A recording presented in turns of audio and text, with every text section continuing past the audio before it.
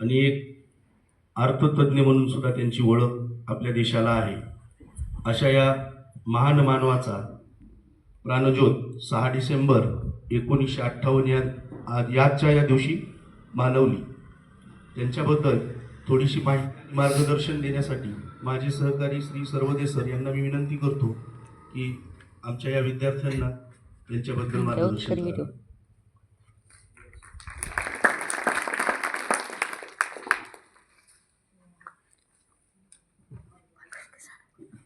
Hello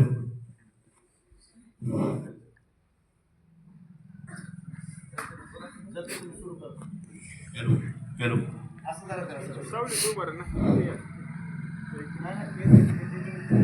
thank you sir. आदरणीय व्यासपीठ, सर्व मुलांनो, आज या ठिकाणी आपण जमलेलो आहोत. आदरणीय डॉक्टर बाबासाहेब आंबेडकर यांचा आज महापरिवरण दिन. त्यांच्याबद्दल मी थोडंसं माहिती सांगतो. अरे पैदा ना होता मसीहा तो ये खुशियों का सिलसिला ना होता. अरे पैदा ना होता ये मसीहा तो ये खुशियों का सिलसिला ना होता.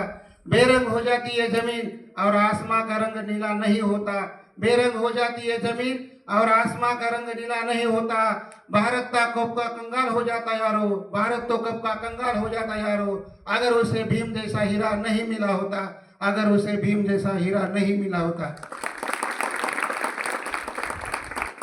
14 एप्रिल 1891 रोजी डॉक्टर बाबासाहेब आंबेडकर यांचा जन्म झाला आणि हा युनायटेड नेशन ऑफ ऑर्गनायझेशन जागतिक संघटना आहे जिची स्थापना आहे 24 ऑक्टोबर 1945 यांनी या महामानवाला सर्व जगामध्ये ज्ञानवंत बुद्धिवंत म्हणून हा दिवस त्यांच्या 14 एप्रिल हा ज्ञान दिवस म्हणून साजरा करण्यात येत आहे. जगामध्ये सगळ्या आपल्या भारतातच नव्हे तर जगामध्ये त्यांचा जो वाढदिवस आहे तो ज्ञान दिवस म्हणून साजरा करण्यात येत आहे. कारण त्यांनी 21 तास अभ्यास केलेला आहे जो कुणालाही जमलेला नाही आतापर्यंत.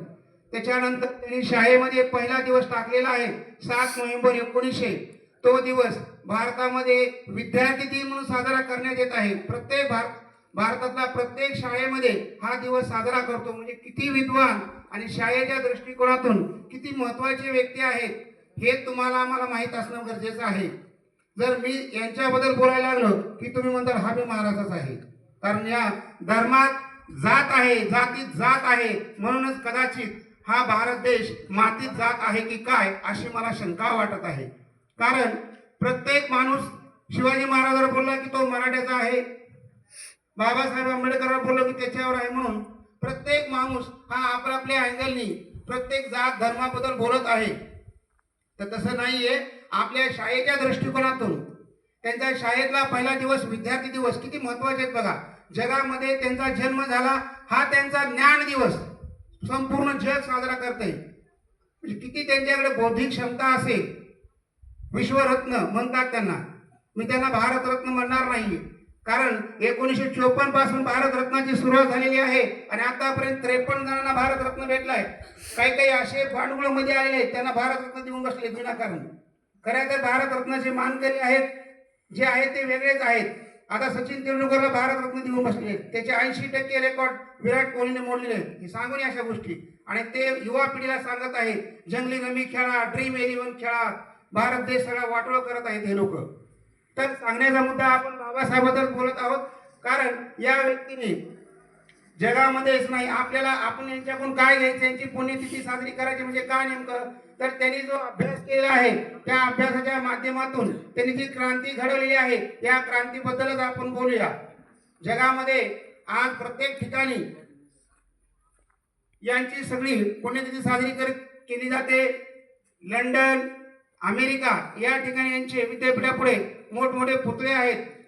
तर या माध्यमातून आपण एकच गोष्ट घेऊया की आपण आपला वेळ न वाया घालता त्यांनी 21 तास अभ्यास केलाय. आपण कमीत कमी 5-6 तास तरी अभ्यास करूया आणि आपल्या जीवनाचं सार्थक करूया. मला बोलण्याची संधी धन्यवाद त्याबद्दल.